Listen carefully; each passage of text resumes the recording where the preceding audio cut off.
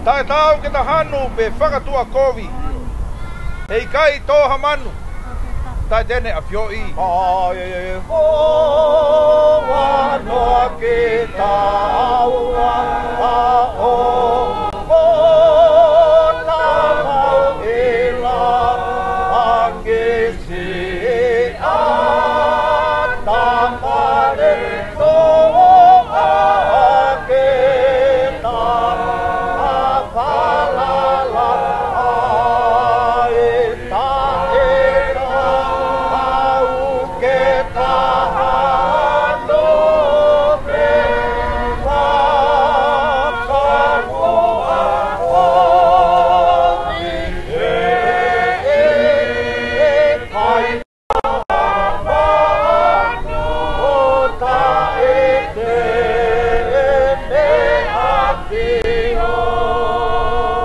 O kune whakateunga ai lile o e wao. Mea kai he manu puna o wikai ke ngalo.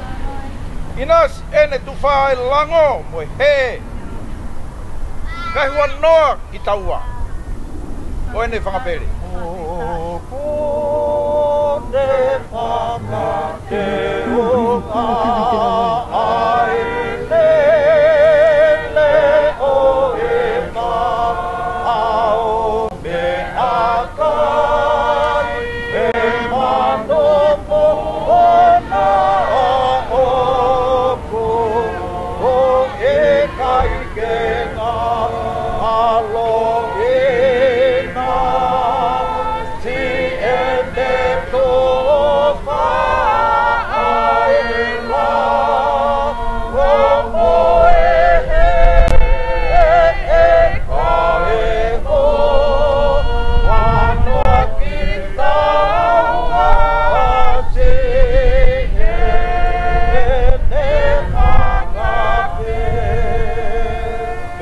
Si neongo pe e mau he tau he ngau e anga mate e whamanu mole whalala anga wau te ulotolahi wau te fia e kei sātai pia sātai te ki riua ia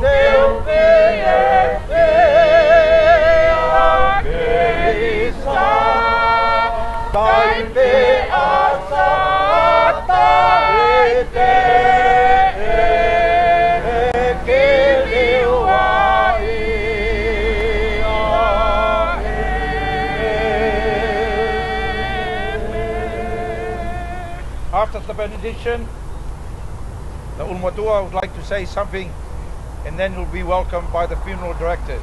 I don't know how they'll do it, but you'll be invited to come and put flowers and then you walk away. I think that's the way they want it.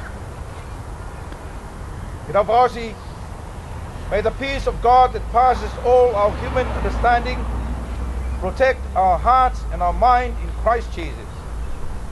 Ke hoko te tāpua ke atua ko tamai alo mo lau mani e maut kon. Ke i te kautol ko toi he houani pe ona hiri. Kai whai putai ngata. Amen.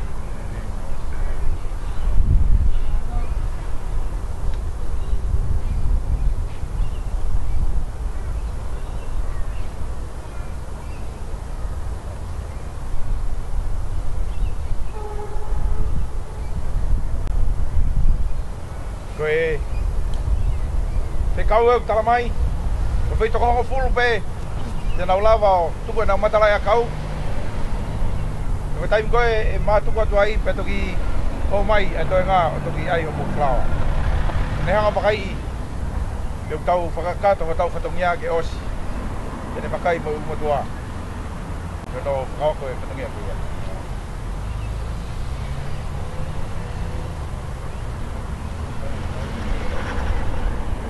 kongo pulu.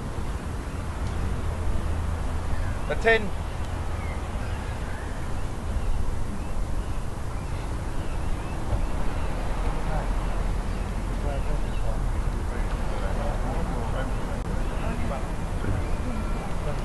The first 10.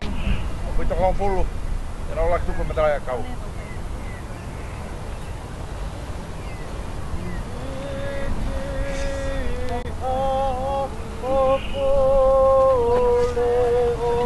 Do 110 or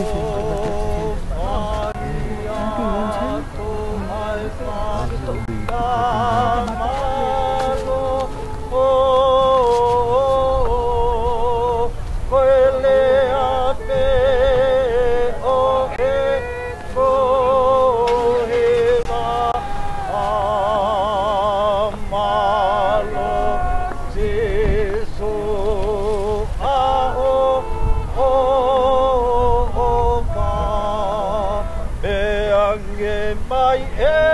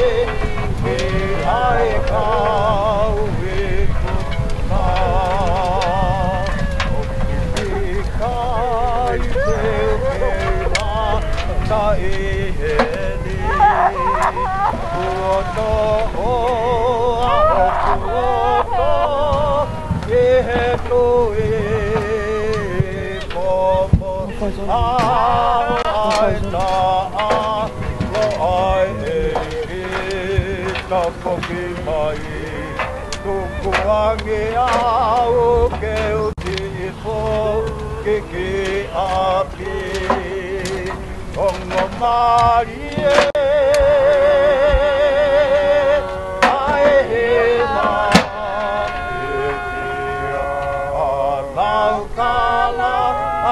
kotoa e ke tapu hono ua ma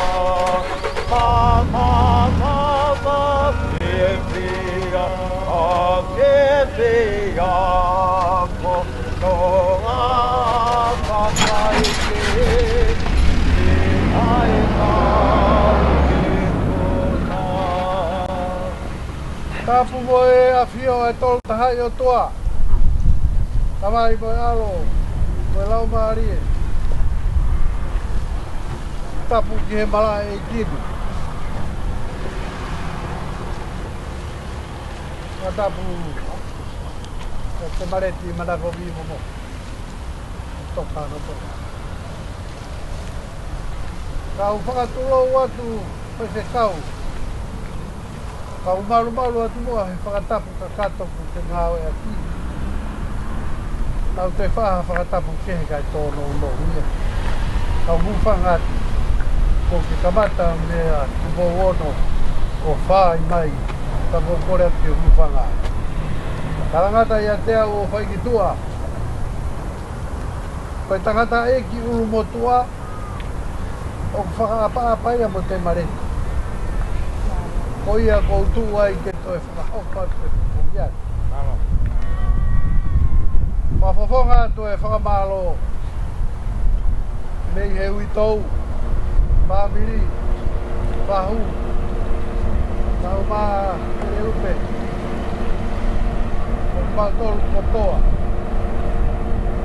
Ai fia Pea moe Hākai langi tau Whewhekau E pukai ko hatalai kuna mai E mānawa kopoa Whanonga hatu Kailangu whare Te mareti manako mi moko Take uto e lawe ki a mea Te lawe i mai ātakai a te mareti Te lawe i mai se kau Ko na panga maari e mea kotoa Mei saione Te lawe i te mareti Koia ko whatoki a te oku Ke o ato e whakamalo honi ka ki mautolu kotoa me Ko mō mea mai Ke whai e whakalagi ko Hoko ho mou o wha Hoko ho mou rea Hoko ho mou toko ni Mea kotoa me na mō mea mai koia Talu e tari e te mareti Manako mi mō mea Ko moho mou Ka hoko ia Pai fufunga iwi I he ui tau Mere lupe Pai ulu mo tua Pea moe whahuko Pea kau kotoa i he fi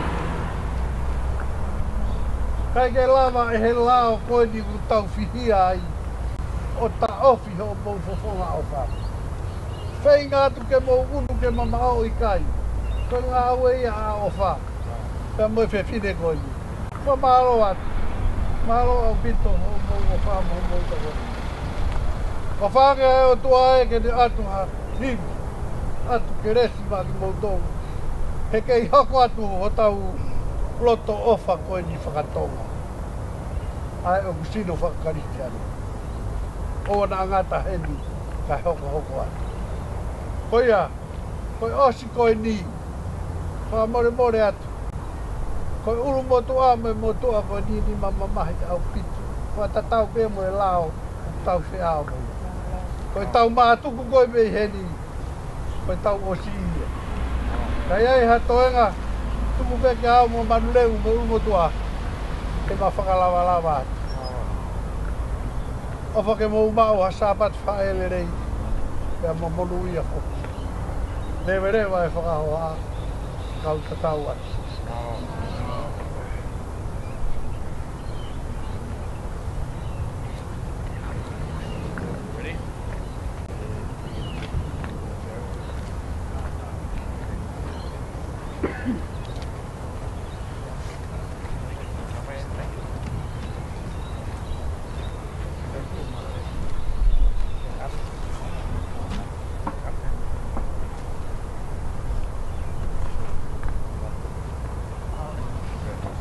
Nau tanu rewa e nau tolu, ka te nau ai kātoa kei e matalai akau, ka nau mawahe, ka mokua reo le mokua mai. Tā, maa.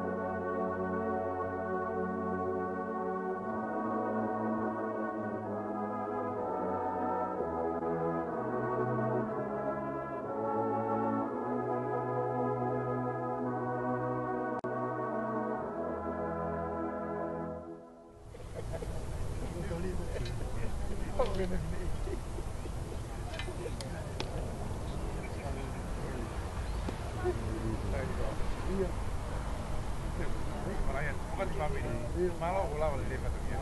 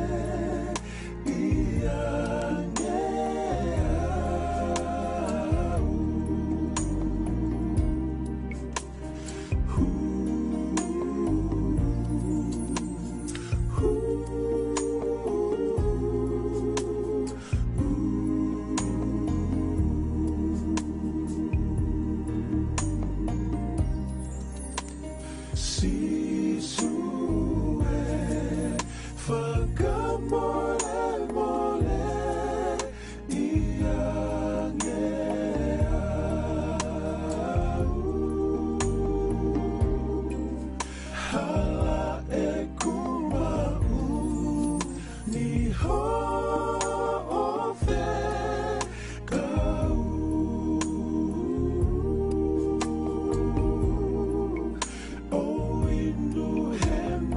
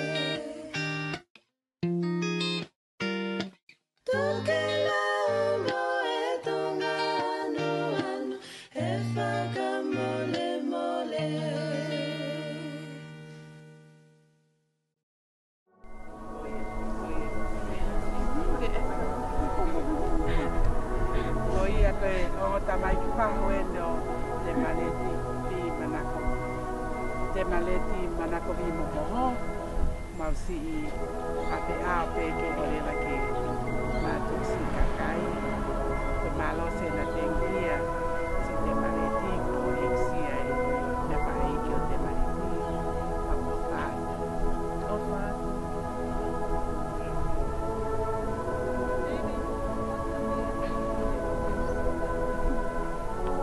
Malawa te maleti ko kai tata mapa no tau e o pato ka thank you ala ta o ma o pato ki po o pa ke mami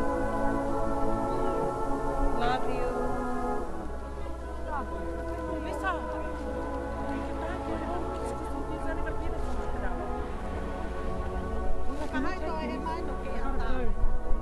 the left hand side here is still going.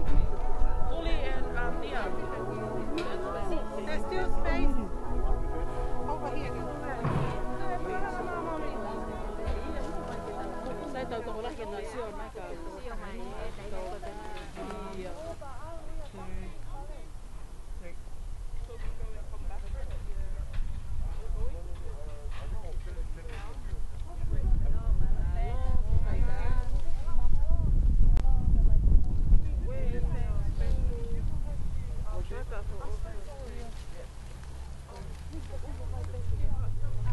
Some more photos, please.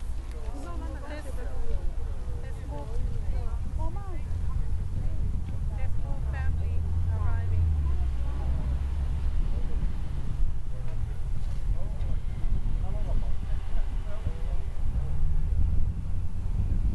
Thank you, Kari. Thank you, David.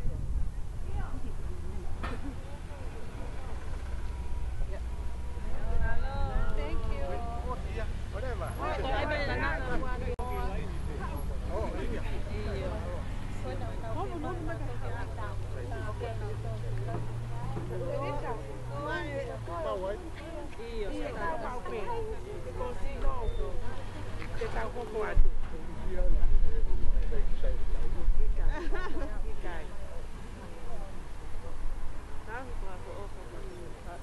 Thank you.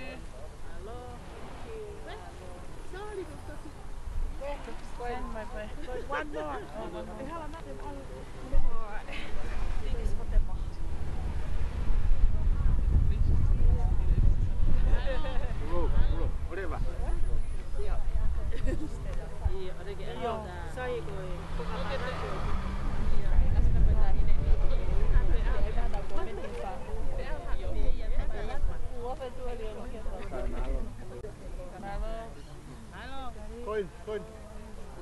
Koin. Koin di sini. Mahal. Ngopo bene tu hena.